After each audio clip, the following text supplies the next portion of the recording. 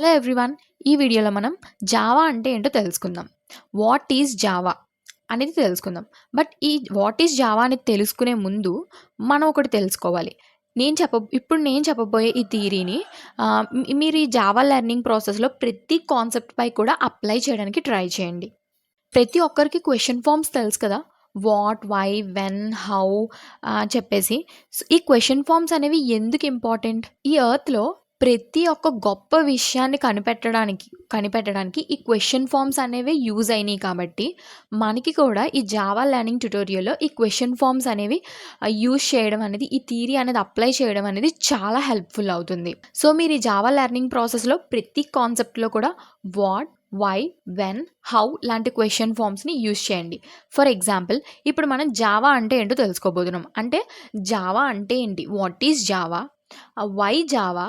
How Java? When we use Java? అనేలాంటి question ఫార్మ్స్‌ని మీరు ఈ కాన్సెప్ట్‌కి అప్లై చేయండి. నాట్ ఓన్లీ దిస్ కాన్సెప్ట్, ఈ ట్యుటోరియల్ మొత్తంలో ప్రతి ఒక్క కాన్సెప్ట్‌కి కూడా ఈ క్వెషన్ ఫార్మ్స్‌ని అప్లై చేయండి. అప్పుడు మీకు ఒక మంచి క్లారిటీతో ప్రతి క్వెషన్‌కి కూడా ఆన్సర్ దొరుకుతుంది. సో, దీని ద్వారా మీకు పెట్టుకునే పవర్ కూడా చాలా మంచిగా ఉంటుంది మీలో. Okay, let's start. ఈ థియరీని అప్లై చేయడం మర్చిపోకండి. ఇప్పుడు మనం అసలు జావా అంటే ఏంటో తెలుసుకుందాం.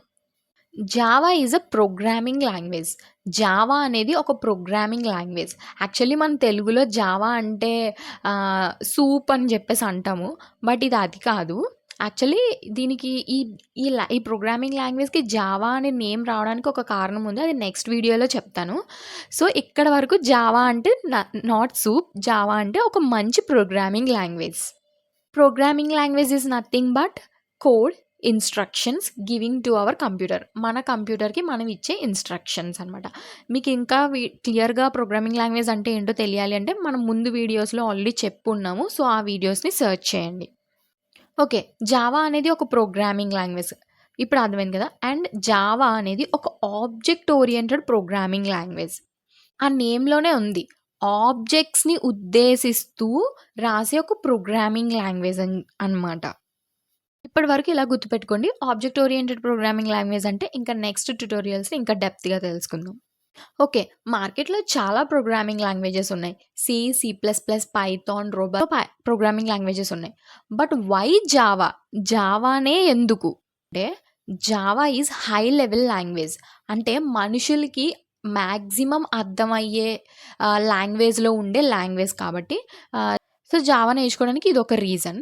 అండ్ ఇంకొక రీజన్ ఏంటంటే ఆహ్, కొన్ని అదర్ ప్రోగ్రామింగ్ లాంగ్వేజెస్‌తో కంపేర్ చేసుకుంటే జావా అనేది ఆబ్జెక్ట్ ఓరియెంటెడ్ ప్రోగ్రామింగ్ లాంగ్వేజ్ కాబట్టి అండ్ జావాలో ఇంకా మల్టిపుల్ ఫీచర్స్ వల్ల ఏంటంటే జావా యూజర్స్‌కి ఒక మంచి సెక్యూరిటీని ప్రొవైడ్ చేస్తుంది.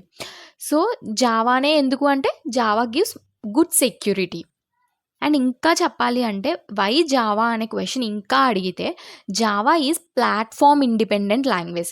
అంటే ఒకప్పుడు ఏంటంటే ఇప్పుడు ఏదైనా ఒక కోడ్ మనం ఒక్క కంప్యూటర్‌లో రాసాము అంటే ఆ కంప్యూటర్‌లో మాత్రమే ఆ కోడ్‌ని రన్ చేయడానికి అయ్యేది. ఆ కోడ్‌ని పట్టుకెళ్ళి వేరే కంప్యూటర్‌లో రన్ చేయడానికి పాసిబిలిటీ ఉండేది కాదు. సో, ప్లాట్‌ఫార్మ్ డిపెండెంట్ లాంగ్వేజెస్ ఉండేవన్నమాట ప్రీవియస్‌లీ. సో, జావా వచ్చినప్పటి నుంచి ఏంటంటే ప్లాట్‌ఫార్మ్ ఇండిపెండెంట్ లాంగ్వేజ్ అనమాట జావా. ఎందుకు అంటే మనం ఒక కంప్యూటర్‌లో రాసిన జావా ప్రోగ్రామ్‌ని తీసుకెళ్ళి వేరే కంప్యూటర్‌లో కూడా రన్ చేసే పాసిబిలిటీ అనేది ఉంది.